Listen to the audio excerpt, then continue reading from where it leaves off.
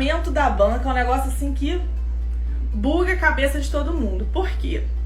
Primeiro porque tem muita informação e muita desinformação na internet sobre, né, a questão do posicionamento argumentativo na redação. Vou dar um exemplo. Por exemplo, a gente sabe que o Enem, né, é uma prova em nível nacional, né, que é elaborada pelo INEP. O INEP é um órgão do governo federal e, naturalmente, por ser um órgão do governo federal, ele segue as diretrizes, né, do governo federal.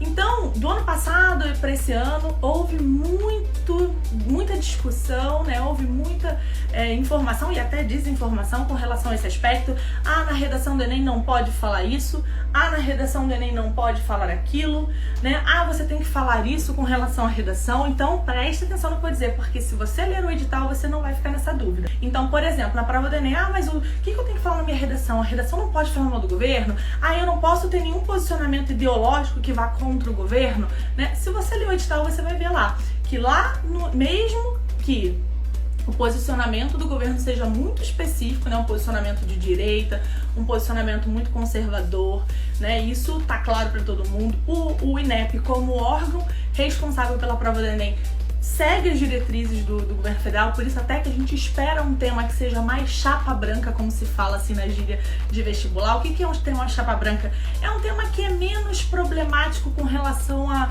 possíveis ideologias que gerem polêmicas, né? Então você vê, ano passado falou essa questão do acesso ao cinema, uma coisa bem tranquila, é um problema social, é um problema a ser discutido, mas não traz nenhuma questão ideológica com uma carga muito polêmica, por exemplo, questões de gênero, né, questões de cotas, que são temáticas ideológicas muito mais polêmicas. Então isso a gente espera, né, porque o INEP é um órgão do governo federal, e por ser um órgão do governo federal, ele segue as diretrizes do governo federal, que pede, né, um tema menos ideológico, como se fala por aí.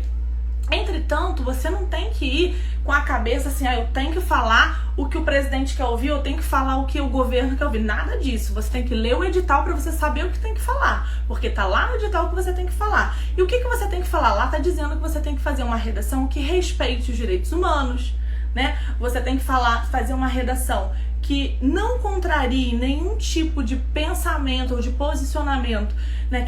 Ou seja, que não respeite a diversidade, não respeite a pluralidade. Então está no edital. O edital diz que na sua redação você tem que sim respeitar os direitos humanos.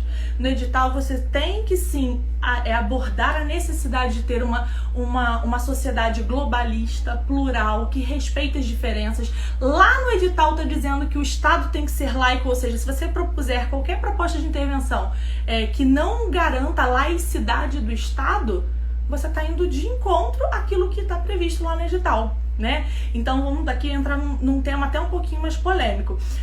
Tem gente que fala assim, mas eu sei que posicionamentos políticos hoje em dia, né, tem polêmicas, enfim, sobre isso, por exemplo, frases como, bandido bom é bandido morto, né? Existem esse tipo de posicionamentos e eu não tô aqui para criticar esse tipo de posicionamento. Cada um pensa o que quiser, né? O pensamento é livre, mas eu tô dizendo aquilo que está no edital. Lá no edital diz que você tem que respeitar os direitos humanos. Então não importa se um político X pensa assim, né? Se o poder executivo pensa assado, o que importa é o que está previsto no edital. Por isso que essa é a principal armadilha, você acreditar no que estão dizendo por aí, em vez de lá ler o edital. Lá é a base, lá é a sua matriz, né? Então lá está dizendo que você tem que respeitar os direitos humanos, lá está dizendo que você não pode elaborar nenhuma proposta que vá de encontro à laicidade do Estado. O que é isso, gente? O que é o Estado laico? O Estado laico que não pode se misturar com religião, né? Não pode dizer que apenas uma religião é boa ou que uma religião é melhor do que a outra, né? Ou que, por exemplo, se você diz assim que o ensino cristão tem que ser implementado em todas as escolas desde os primeiros anos do ensino básico e religiões de matriz africana têm que ser exterminadas. Isso é zero na sua proposta de intervenção. Por quê? Porque você não pode pensar isso? Você pode pensar isso, mas porque está indo contrariando ali, está indo de encontro ao que está no edital. Lá no edital diz que o Estado é laico e você tem que respeitar isso na hora de propor a sua intervenção, né? Então isso é fundamental, ali é a base de tudo, tá? Então isso vale para todas as bancas vão te dar orientação do que você pode ou não escrever, né? Então, por mais que a gente tenha um governo mais conservador, não tem problema.